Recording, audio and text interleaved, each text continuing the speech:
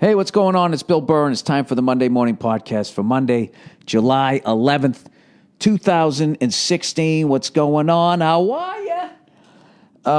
Recording this 6:01 p.m. on Sunday, July 10th. It's still fucking light as hell out, even though it's getting darker by the day.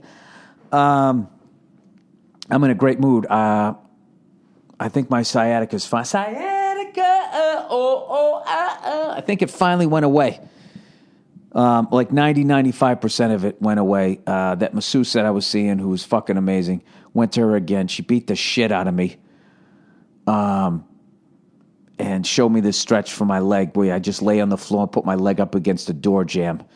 And it's been working fucking wonders for me. And I really feel like I'm going to see her again next week. I just keep doing that stretch, do all these other stretches. She was telling me all of this shit. I need to strengthen my obliques, because it's putting stress on my lower back, the whole fucking thing. My back feels amazing, and what's so great is my back has been fucked up for 30 years. You know? I did a podcast this week, not trying to drop any names, but Stone Cold Steve Austin. The Stone Cold. And that's the bottom line, because Stone Cold said so. I did his podcast. We talked for like 2.5 hours. He's going to turn it into, I think, a part 1 and a part 2. And I was talking to him on that podcast how the first time I threw out my back, 3 times in my childhood I threw out my back. 2 of the times was doing wrestling moves.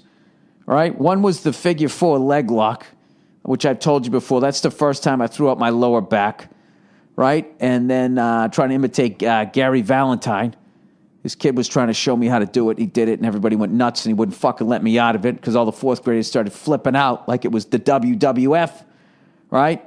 And then when I was like in 7th or 8th grade, or maybe the beginning of high school, I tried to pick my little brother up over my head like Tony Atlas, his finishing move. And I swear to God, like 3/4 of the way up my spine, it felt like it folded. And I just had to kind of drop my brother. I had to drop him down on the fucking ground. Fortunately, there was wall-to-wall carpeting because it was left over from the 70s there. But anyways, yeah, so my back has been fucked. And then I was playing just pickup football, and I fucked up my lower back. And for the last 30 years, if I ever fell asleep laying on my stomach, like I woke up in unbelievable pain and had to literally like just slide down the side of the bed, get on my back, and just start doing stretches for a half an hour to get it undone. And that has gone away, and the sciatic thing's gone away, and I guess I had no fucking idea. I thought, like I stretch, you know what I mean? I get a massage once every couple of years. I thought I was all right. But I guess all the way down the right side, I probably shouldn't do this. If I ever lose my health insurance, they'll just have to splice together all my podcasts to get all my pre-existing conditions. That muscle that runs down your entire right side, that whole thing was spasming. And then like half of it on the left side, the muscles in my fucking left thigh and left calf.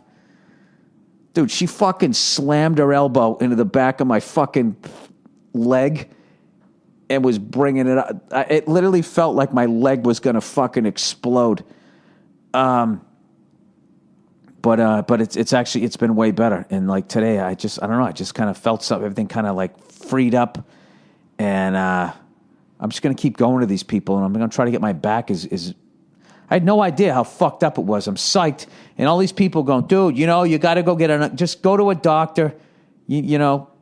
These chiropractors are this, these masseuses are that. Just go to a doctor, get a cortisone shot, and fucking get an operation. And I was like, fuck that. The last place you ever want to get an operation on is your fucking back, as far as I've seen. Like, you remember when they were operating on Bobby Orr's knees, and they just was scooping shit out? Next thing you know, he was like bone to bone at like 27 years old. I feel like, as far as they've come with knee surgery, like back surgery, they're still in those Bobby Orr years. And I just don't want to risk it. I would never do that. So I'm happy that I was able to do it in a non-evasive way. And it's literally affected my mood in like a positive way. So I'm so psyched about that. But as I mentioned before, Stone Cold Steve Austin's podcast, he's got a podcast, and I could not believe, I don't want to ruin anything that we talked about, but I could not believe the similarities of wrestling to stand up, as far as listening to the crowd, not getting them all the way too high before you're going to get off, and building up your time. Like, that's a big thing when you're like a comedian starting out, like you're doing 10-minute sets, and then one night somebody tells you to do 15.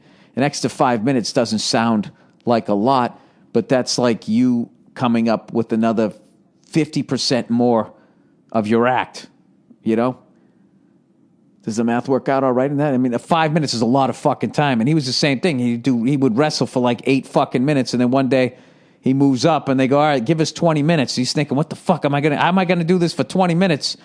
But of course, we don't get the shit kicked out of us. But I will definitely retweet when that thing is going to be on. I had a great time with him, and he, in the best way possible, he is exactly like when you see him. He's just completely no bullshit and all that. And he wants to learn how to fly a helicopter, so we talked about that. We just went on and on and on and fucking on. It was just fucking awesome. Great guy, and definitely was beyond cool that I got to meet that guy. So I'll definitely tweet that when that shit is coming out.